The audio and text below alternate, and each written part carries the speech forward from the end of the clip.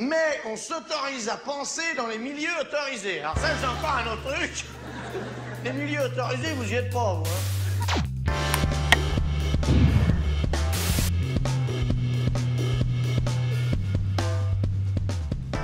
Bonjour à toutes et tous. Gracchus Babeuf.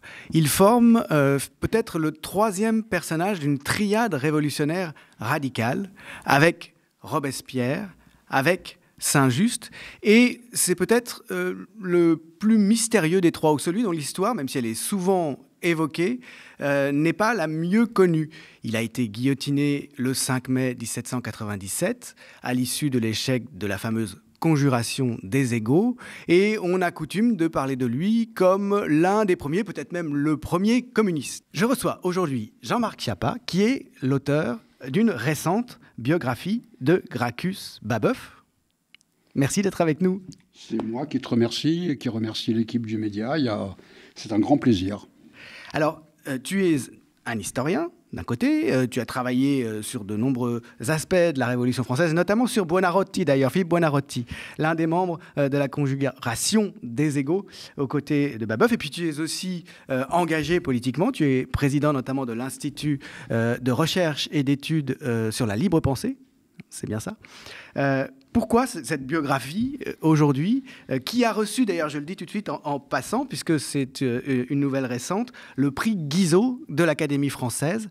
Il va être remis début décembre, je crois, à son auteur. La vie fait que je suis historien et militant. Ce sont deux activités différentes qui peuvent se rejoindre, mais qui ne se rejoignent pas nécessairement, au sens que l'historien n'a pas besoin du militant pour exister, on va dire, et le militant n'a pas obligatoirement besoin d'un background historiographique pour justifier ses engagements. Autrement, il faudrait considérer que pour se révolter en 2024, il faudrait avoir étudié tout le passé des diverses saloperies ayant existé pour se faire une opinion. Non, ce sont deux plans différents, ce qui fait que mon activité comme président de l'Institut de recherche et d'études de la libre pensée contribue à ce travail militant et d'éducation populaire. Il faut quand même appeler les choses par leur nom,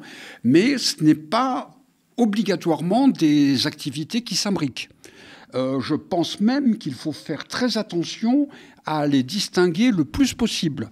Autrement, on ferait de l'histoire la justification des activités politiques et on ferait de la politique une sorte de revanche de l'histoire, etc. Ce qui serait, pour l'un comme pour l'autre, une catastrophe. Mais le choix que tu fais de ce personnage te place quand même à la croisée des deux, puisque y a-t-il possibilité d'avoir une vision objective de ce personnage? C'est un personnage extrêmement controversé, et tu montres très bien comment les mémoires en ont donné des images totalement divergentes. La notion d'objectivité est une notion particulièrement compliquée, on le sait. Il faut être le plus exact possible. C'est-à-dire qu'il est, de mon point de vue, absolument impossible, comme historien et aussi comme militant, parce que, et là ça se rejoint, c'est très intéressant, parce que si l'historien était pris en faux, ou en faute, ou en défaut d'exactitude, de propos scientifiques, de propos avérés, quelle valeur aurait sa parole de militant? Donc, le militant doit avoir comme reflet, je dirais, comme autre partie, un travail irréprochable. Mais c'est valable pour toutes les activités humaines. Imaginons que je sois mécanicien et militant. Quelle valeur aurait mon activité militante si j'étais un mécanicien particulièrement peu scrupuleux, particulièrement peu efficace? Donc je me dois d'être le plus efficace possible, on va dire. Est-ce que j'y arrive? Ça, c'est une autre discussion. Mais tu as fait... Mais au moins, je dois, comment dirais-je, mettre mes ambitions, mettre ma morale, j'insiste sur ce terme-là, à ce niveau-là. Autrement, c'est des approximations. Je ne sais pas si je le cite dans ce bouquin, je ne crois pas, mais la vie a été ainsi faite que j'ai côtoyé François Furet quand j'étais étudiant à l'école des hautes études en sciences sociales. Un type charmant, par ailleurs, c'est pas la question. Mais à un moment, je lui parlais des archives sur lesquelles j'étais en train de travailler, et il m'a répondu « Oh, vous savez, moi, les archives... » Mais je te le dis comme ça veut dire que c'est quelqu'un qui travaille sur l'histoire et dont l'examen rigoureux, scientifique, méticuleux, approfondi, critique des archives n'était pas pour lui la chose essentielle. On en parlera probablement oui.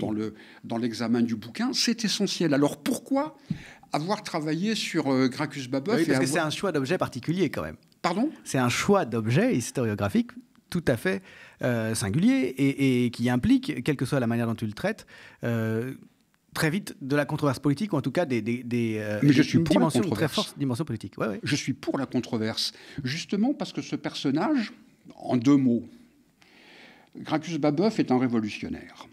Il ne l'a pas toujours été. Il devient révolutionnaire, comme quasiment tout le monde, en 1789, quand la Révolution française éclate. Et vite, il fait le choix de s'engager de manière pratique, de manière active, de manière militante, même si le terme est un peu anachronique, pour les combats révolutionnaires de l'égalité, à laquelle il ne donne pas encore, ni lui ni les autres, une forme achevée.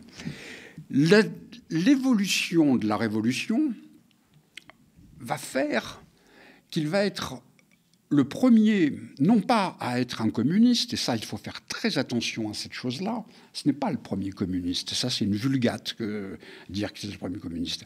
C'est le premier à avoir considéré que pour aller vers le communisme, terme qui n'est pas utilisé à l'époque, pour aller vers le communisme, c'est-à-dire pour la propriété collective des moyens de production, il fallait passer par une solution politique, par la prise du pouvoir. C'est le premier communiste politique. Il y a eu d'autres communistes avant lui, Campanella, des communistes utopiques tout au long du XVIIIe siècle, mais qui renvoyaient le communisme soit à un avenir incertain, soit dans des lieux totalement improbables. Lui, il dit, c'est maintenant, c'est ici que cela doit se faire. Donc, c'est à la fois le premier des communistes politiques, et il arrive en fin de course de la Révolution française. Il n'est pas le dernier, ni même un des derniers de la Révolution. Il y en a eu d'autres qui vont lui survivre, bien heureusement d'ailleurs. Mais il est donc à cette intersection, si j'ose dire.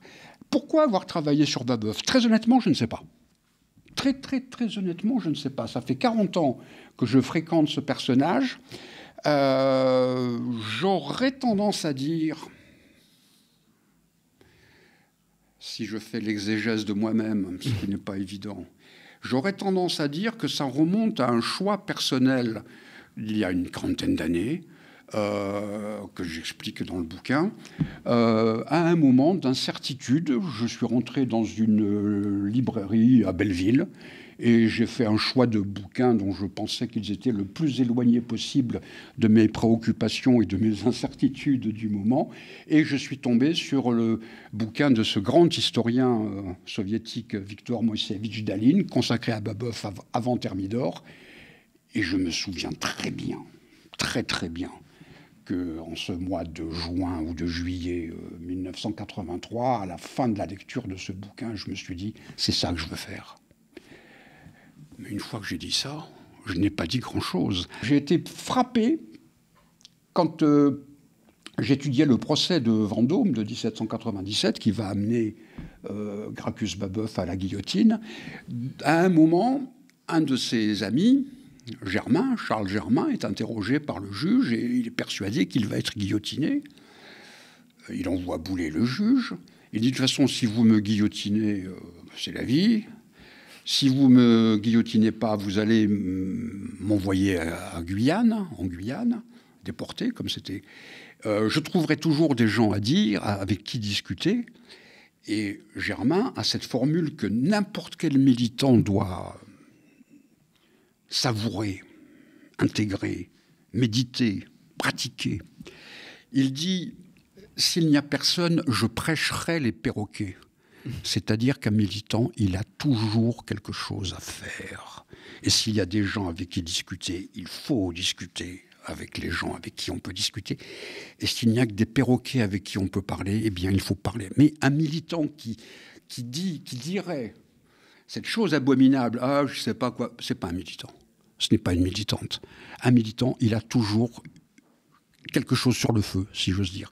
Alors, je ne sais pas si je réponds à la question pourquoi moi, comme individu, je me suis intéressé à Gracchus Babeuf, question qui par ailleurs a une importance très très très relative. Mais qu'est-ce que ça engage politiquement, de ton point de vue aujourd'hui, ce personnage-là?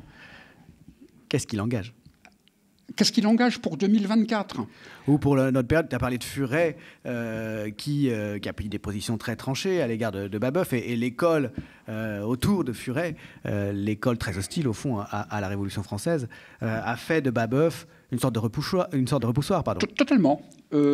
François Furet, et je le cite dans ce bouquin, parle de Babeuf comme étant la croyance ultime des révolutionnaires que la politique peut tout faire.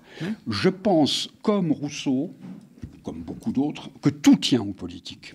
C'est une citation de Jean-Jacques Rousseau, tout tient aux politiques. Et si tout tient aux politiques, ça veut dire que l'activité humaine peut tout changer. Mais si on n'est pas, comme je le dis, prenant la suite de Rousseau et de beaucoup d'autres qui l'ont expliqué bien mieux que moi. Si on considère que l'activité humaine ne peut pas tout faire, qu'est-ce qu'il reste à l'activité humaine? Ça veut dire qu'il faudrait considérer que l'activité humaine, dès le départ, elle est limitée. Mais par qui? Et pourquoi? Et ça, c'est insupportable. Le point de vue de l'école de Furet, qui est un point de vue néoconservateur, au fond, c'est celui selon lequel le volontarisme politique, la volonté de changer le monde, aboutit nécessairement à des catastrophes. Et dans la tête, ils ont bien sûr le totalitarisme, des meurtres de masse, etc. Donc il faut, c'est la leçon de Furet d'ailleurs à la fin de son livre Testament, la fin d'une illusion. Il faut accepter le monde tel qu'il est, il faut accepter les dominations telles qu'elles sont, et surtout pas essayer de trop changer les choses parce que c'est dangereux. Et dans ce sens-là, Babeuf, on comprend bien que Furet en est fait un repoussoir, puisqu'il est la figure justement du volontarisme en politique. Il est la politique au sens où les hommes seraient maîtres de leur destin et pourraient, par leurs engagements, choisir leur histoire. Deux remarques. Si l'humanité n'est pas maîtresse d'elle-même, qui est maître de l'humanité? Ça, c'est une question imparable. Deuxième remarque, beaucoup plus polémique, je dirais, pas polémique, beaucoup plus taquine, c'est que la politique a le risque, c'est incontestable, d'amener à des choses discutables. C'est incontestable. La vie est faite de risques. Mais l'immobilisme actuel, est-ce qu'il n'amène pas à des catastrophes encore plus épouvantables? Est-ce que on peut regarder d'un œil impavide ce qui se passe à Gaza et au Liban? Ou est-ce qu'on est amené à dire que protester et agir contre le génocide à Gaza et au Liban pourrait amener éventuellement à une forme de ceci? D'accord, mais si on accepte, c'est pire. Si nous décidons les uns et les autres, les unes et les autres, d'intervenir, d'agir, de nous positionner dans la mêlée sociale et politique, nous pouvons modifier les choses. Mais si nous ne le faisons pas, c'est la mêlée qui décide pour nous. Ce choix, il est moral, je dirais. Est-ce que c'est l'acceptation ou est-ce que c'est la conscience? C'est aussi banal que ça. Est-ce que nous décidons d'être ou nous décidons de supporter? Alors si sa figure est si singulière, s'il constitue, comme on l'a vu, un repoussoir pour une certaine histoire conservatrice, même on peut le dire réactionnaire de la Révolution française, c'est parce que Babeuf place comme objectif l'égalité. Et ça, c'est un geste politique qui, bien sûr, on a vu avec Robespierre dans les années qui ont précédé, mais sa conjuration des égaux vise finalement, après l'échec de la Convention montagnarde, en pleine période de Thermidor, à revenir à cette logique politique. En portant cette accusation, si j'ose dire, contre Babeuf, celles et ceux qui la font, en réalité, c'est contre toute la Révolution française qu'il porte une accusation. Pourquoi ? Là aussi, je vais être sommaire et je vous prie de m'en excuser. Je vous prie, pas uniquement à toi, Julien, mais aux personnes qui nous écoutent. Georges Lefebvre, immense historien de la Révolution française, caractérisait celle-ci comme étant le fait d'avoir posé la question de l'égalité des droits. Je pense que c'est peut-être plus qu'une caractérisation, une définition exceptionnelle. La Révolution française a posé la question de l'égalité des droits. Elle l'a posée, elle ne l'a pas réglée. Il y a l'école robespierriste, on va dire, la tentative robespierriste, qui consiste à limiter les choses. Pour reprendre la formule de Robespierre, il ne faut que personne n'ait trop et que personne n'ait trop peu. Bon, ça fonctionne très très peu de temps. Par définition, par l'accumulation primitive, si j'ose dire, ça va vite se dépasser. Et Babeuf dit à une autre lecture de la question de l'égalité des droits, il prend la logique rousseauiste, que c'est la propriété privée qui est à la base de l'inégalité. Et il dit, si la propriété privée est à la base de l'inégalité, si on supprime la propriété privée, on supprime la base de l'inégalité, on arrive à l'égalité. C'est-à-dire que lui prend la Déclaration des droits de l'homme et du citoyen du 26 août 1789, les hommes naissent et demeurent libres et égaux en droit, et il va dans une logique communiste de cette déclaration, ce qui est à la fois contradictoire avec cette déclaration, mais pas si contradictoire que cela. Parce que l'article 17 de la Déclaration des droits parle de la propriété comme étant sacrée, d'accord ? Mais elle parle de la propriété, elle ne dit pas la propriété des moyens de production. Donc il y a pour le moins une ambiguïté. D'ailleurs, très, très prudemment, les rédacteurs de la Déclaration se sont arrêtés à cette chose-là que Robespierre a essayé d'expliquer. C'est pas la propriété de ma brosse à dents ou de ma maison, c'est la propriété des moyens, c'est la propriété lucrative, comme on dit. Et là, il y a une ambiguïté. On s'arrête à la propriété. On ne dit pas laquelle. Et Babeuf dit la propriété particulière, la propriété privée, la propriété des terres et des moyens, des machines, etc. Donc lui, il donne une réponse à cette interrogation que Georges Lefebvre avait résumée sur comment, après la Révolution française, peut-on régler la question de l'égalité des droits. Et c'est d'ailleurs pour cela que aussi bien les partisans de Babeuf, ceux qui en ont fait une icône, il y a pas très loin d'ici, je crois, une rue qui s'appelle rue Babeuf à Montreuil, si je ne dis pas de bêtises, une sorte de pancarte qu'on ne peut pas interroger, que les adversaires de Babeuf en ont fait un repoussoir qu'on ne peut pas interroger. Et ce que j'ai essayé de montrer dans ce bouquin, c'est que Babeuf n'est pas le repoussoir ou la pancarte ou l'épouvantail, mais c'est un être humain qui, par sa trajectoire avant la Révolution et dans la Révolution, est arrivé à ses conclusions organisationnelles et politiques et organisationnelles. C'est à la fois un itinéraire personnel, c'est une action politique, mais entre les deux, c'est aussi une pensée très singulière dont tu nous parlais à l'instant. Alors, si on reprend les choses éventuellement dans cet ordre-là, quels sont les éléments importants de son itinéraire, de sa biographie, à ce François-Noël Babeuf, avant qu'il ne soit surnommé Gracchus, donc. Qu'il ne se surnomme, qu'il ne s'appelle Gracchus. Et d'ailleurs, on va commencer, avec ta permission, par cela. La Révolution décide de tout changer. Ils vont renommer les lieux. Là où il y avait des provinces, ils vont créer des départements, la justice va être remodelée, les lois vont être remodelées. Et dans cette immense partie de chamboule-tout, un certain nombre d'êtres humains vont décider de changer de prénom, voire même de nom. Mais pour certains, seulement de prénom. Parce qu'ils considèrent que les prénoms hérités par des générations anciennes, et notamment des prénoms liés à la religion, doivent être chassés. Et par exemple, Babeuf, François-Noël Babeuf, trouve que ce n'est pas un prénom terrible et décide dans un premier temps de s'appeler Camille, parce que Camille, c'est celui qui représente l'harmonie, la concorde. C'est un prénom romain. Ouais, Gracchus aussi.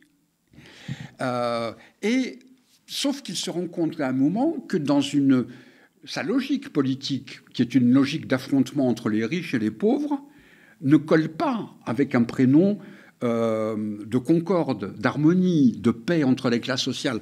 Donc, il va prendre le prénom de Gracchus en mémoire, en souvenir, si j'ose dire, des tribuns de la plèbe. Et là, c'est très intéressant comment l'histoire est revisitée par les gens qui font de la politique. L'histoire est toujours revisitée par les contemporains. Et c'est pour ça qu'on ne peut pas regarder l'histoire comme étant une sorte de chose morte. Gracchus, donc il faut rappeler qui est Gracchus dans l'histoire romaine, Gracchus, puisque donc il se réfère à l'histoire romaine, de l'Antiquité romaine. C'est quelqu'un qui avait sacralisé la propriété privée en partageant, en donnant aux vétérans de l'armée romaine des petits lots de terre. Alors que Gracchus Babeuf, lui, va pour l'abolition de la propriété privée, il se réclame d'un type qui a organisé et légiféré le partage des terres, donc la sacralisation de la propriété foncière. C'est extraordinairement, comment dirais-je, paradoxal, ce qui prouve bien que la pensée humaine est une pensée chaotique. Elle n'est pas une pensée linéaire, elle est une pensée contradictoire et une pensée qui se cherche. Et pourquoi il fait ce choix alors ? Pardon ? Pourquoi il fait ce choix ? De s'appeler Gracchus ? Ouais. Parce que c'est celui qui, dans l'histoire romaine, représente le plus la tentative de chercher une solution sociale. C'est dans cette direction qu'il va. Mais il revisite l'histoire romaine à la lueur de son histoire personnelle du XVIIIe siècle, de la même manière que la Commune de Paris va reprendre les termes de la Révolution française avec des contenus totalement différents. Donc l'histoire, c'est toujours ce mélange, enfin la vie, plus exactement, c'est toujours ce mélange. La mort saisit le vif, et le vif essaye de se débarrasser du mort. Et c'est cela. Alors, l'histoire personnelle de Gracchus Babeuf, ce qui est, pour moi, intéressant, c'est que Hegel explique quelque part que rédiger une biographie, c'est la chose la plus difficile parce qu'il faut faire la part entre le personnage et le contexte. J'aurais tendance à dire que c'est justement ça qui est passionnant dans une biographie, que c'est cette difficulté-là qu'il faut chercher. C'est-à-dire que, par exemple, Babeuf naît en Picardie, à Saint-Quentin. Comment se fait-il que ce révolutionnaire-là va naître dans cette région-là? Que représente la Picardie en 1760? Un mélange de communautés villageoises archaïques, encore extrêmement vives, et un début de capitalisme, notamment agraire. Il n'est pas secondaire, par exemple, que la mère de Babeuf ait été une ouvrière du textile, une ouvrière à domicile, c'est-à-dire les formes les plus brutales de l'exploitation, de la première exploitation du capitalisme. Son père était un fonctionnaire, un imbécile par ailleurs, d'après ce on peut voir, était un fonctionnaire de l'administration fiscale. Donc Babeuf connaît personnellement et les structures agraires, archaïques mais vivaces, l'industrie à domicile, le fonctionnement de la fiscalité, et il va se retrouver à 12 ans ouvrier terrassier au canal de Picardie, ce que je ne souhaite à personne à 12 ou à 32 ans. Qu'est-ce que c'est les cannels de Picardie ? C'est dans la volonté de Turgot, et pas uniquement de Turgot, d'un certain nombre de ministres de la fin de la monarchie absolue, d'essayer de moderniser, de rentabiliser, de rationaliser l'économie. Ils se rendent compte que les systèmes de transport sont épouvantables, et donc ils vont, par exemple, créer, lancer ou creuser un certain nombre de canaux, notamment en Picardie, parce que c'est la région entre la grande métropole qui est Paris et les grandes régions commerçantes de Flandre et de Belgique. Et donc, il faut trouver le lien. Donc, les canaux de Picardie. Et là, c'est ça qui est passionnant dans le métier que nous essayons de faire, c'est qu'il se passe quelque chose sur lequel nous n'avons absolument aucun élément fiable. Quelqu'un, on pense savoir qui c'est, mais ce n'est pas certain, se prend d'affection pour ce jeune garnement, parce que c'était un garnement, et lui apprend à lire et à écrire, ce qui est extraordinairement inhabituel dans la France du XVIIIe siècle. Et il se trouve que le jeune Babeuf va et dans tous les bouquins consacrés à Babeuf, on publie des reproductions de son écriture, va être doté d'une calligraphie exceptionnelle. Et ça va être un homme de l'écrit. Avant même la Révolution, c'est un homme de l'écrit. Il adore écrire, il adore lire, il se passionne pour cela, il est en correspondance avec plein de gens, etc. Et quand la Révolution arrive, il est déjà doté de cette appétence, on va dire. Voilà pour l'enfance de Babeuf ce qui va l'amener à être un élément actif dans la Révolution en Picardie. Mais le problème, c'est que cette Picardie confuse socialement est nécessairement confuse politiquement. C'est-à-dire qu'à la différence d'autres régions, c'est l'élite urbaine qui va cadenasser le début de la Révolution. Et Babeuf, qui est le porte-parole à ce moment-là des paysans pauvres, est en opposition frontale avec cette élite. Et cette élite va se jeter sur une occasion que le pauvre Babeuf va leur donner, une occasion une calomnie qui poursuit encore Babeuf même maintenant. C'est que Babeuf, qui était un fonctionnaire de l'administration départementale, fait un faux. Un faux qui va durer quelques heures. Il se rend compte au bout de quelques heures qu'ayant vendu un bien national à quelqu'un, il a affecté à quelqu'un d'autre. C'est une bévue monstrueuse. Tous les réactionnaires du département se jettent sur lui pour l'éliminer. Il ne fait ni une ni deux. Il fonce à Paris. Nous sommes début 1793. Il fonce à Paris pour se protéger. C'est la fuite. Il n'y a rien d'autre. Sauf que fuir et se retrouver à Paris début 1793, nous sommes début 1793. 93, dirait Victor Hugo, est à Paris. Donc il se retrouve dans le maelstrom révolutionnaire à ce moment-là. Lui qui n'était qu'un petit agitateur provincial se trouve dans le cœur du maelstrom. Il ne prend pas part aux grands événements de la Révolution française. En tout cas, il n'a pas une place de premier plan avant ce moment-là, donc. Non, parce qu'il n'est pas à Paris. Ouais. Parce qu'il a des activités incontestables. Il va essayer de se faire élire à la Convention. Bien évidemment, il n'y arrive pas. Il lance des premiers journaux qui ont des succès relatifs, mais un certain nombre d'historiens se sont interrogés sur l'échec de ces premiers journaux en Picardie, échec relatif par ailleurs, mais notamment, il a été expliqué que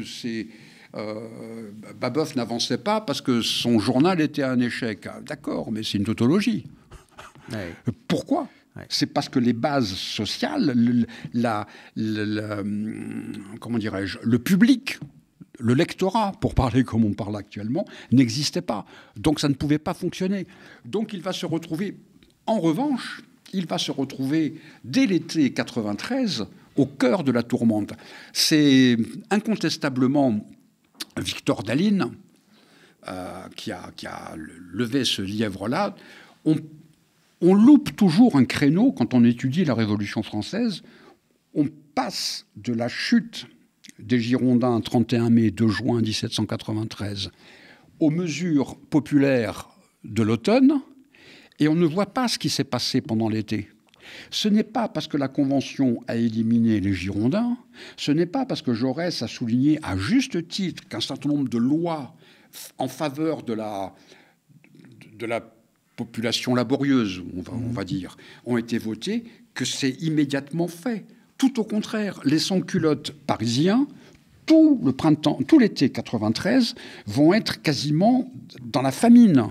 Et c'est Babeuf qui est dans l'administration des subsistances de la mairie de Paris qui va avoir un rôle de mobilisation considérable qui va aboutir le 4 et le 5 septembre 1793 aux grandes manifestations de sans-culottes qui vont aboutir au maximum des prix et des salaires. Il échappe à la répression de Thermidor qui met fin, avec l'avis de Robespierre d'ailleurs et de bien d'autres, à la Convention montagnarde.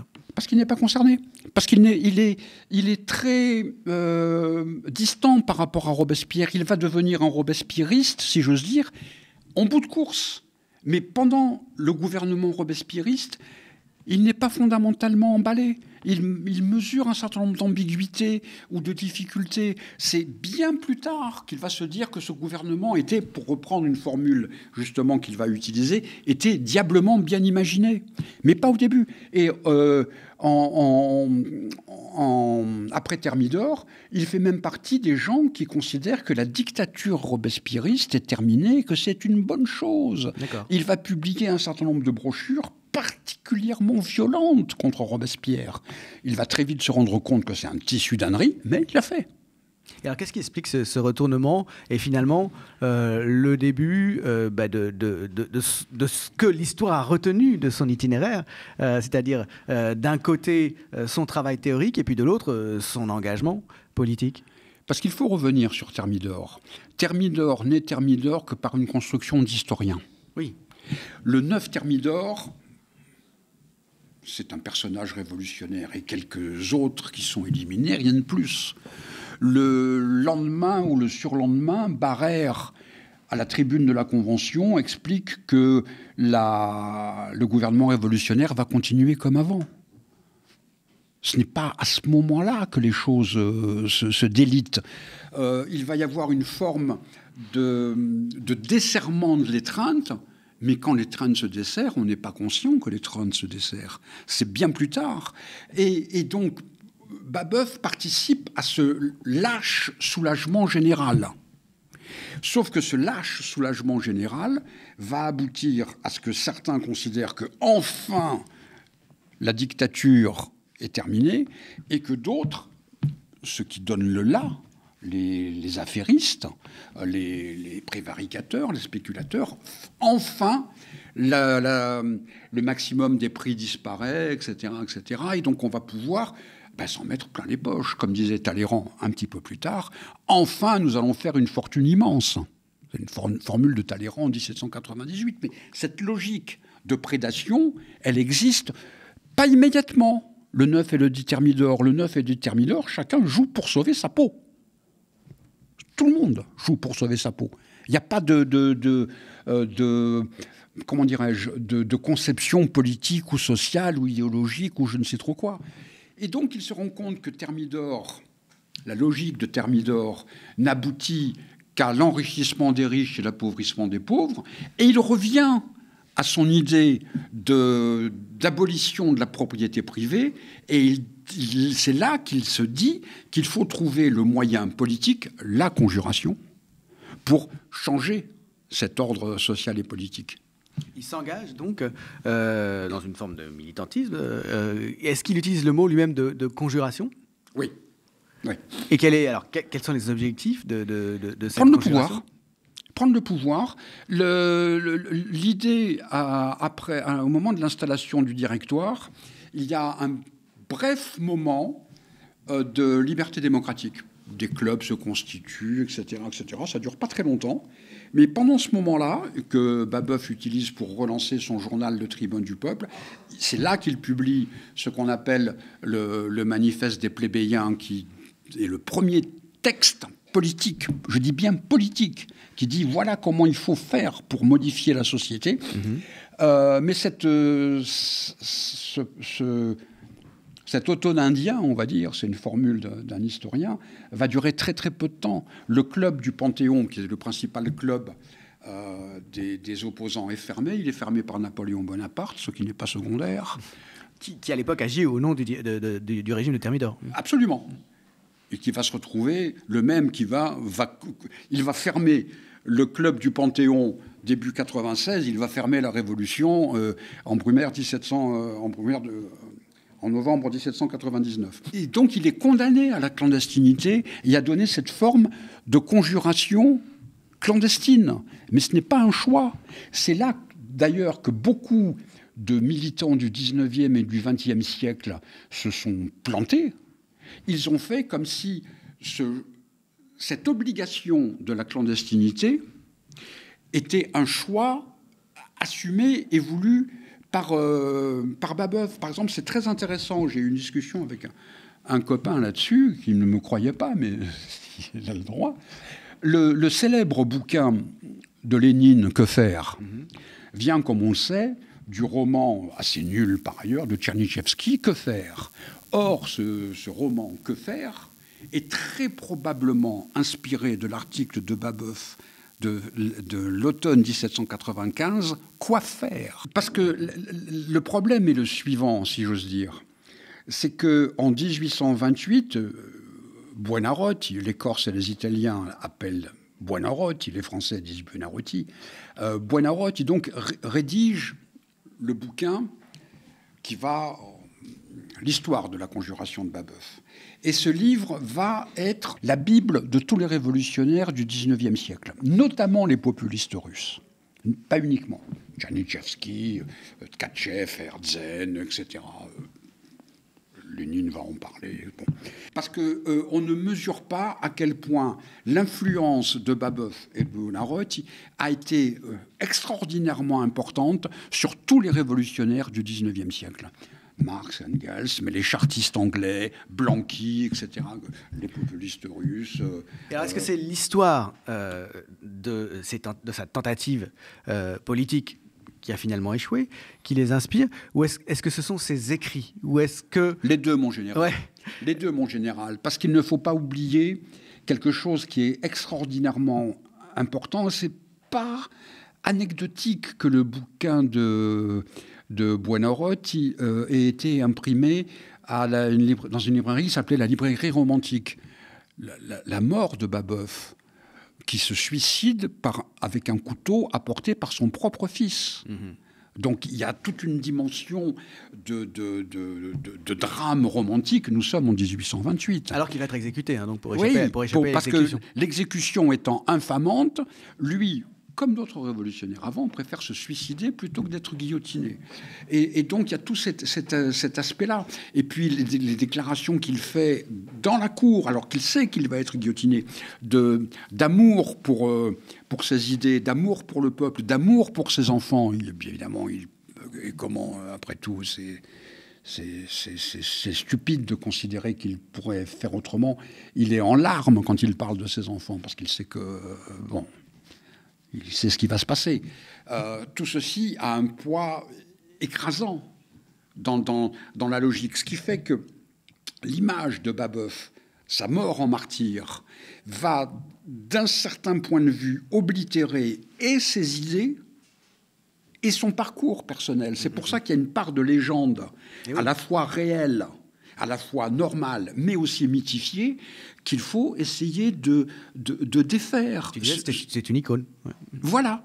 Alors, et du coup, en faire une icône fait qu'on n'arrive pas, on n'essaye pas, ou qu'on ne peut pas comprendre la trajectoire du bonhomme. Et la trajectoire du bonhomme s'inscrit dans la trajectoire de la Révolution. C'est ce que j'ai essayé de faire dans ces plusieurs centaines de pages. Merci beaucoup. C'est moi. Jean-Marc Schiappa d'être venu nous parler un petit peu donc, de ce personnage si important, Gracchus Babeuf, et de ce livre qui est paru aux éditions Fayard. Merci infiniment. Et merci à toutes et tous d'avoir suivi cette émission.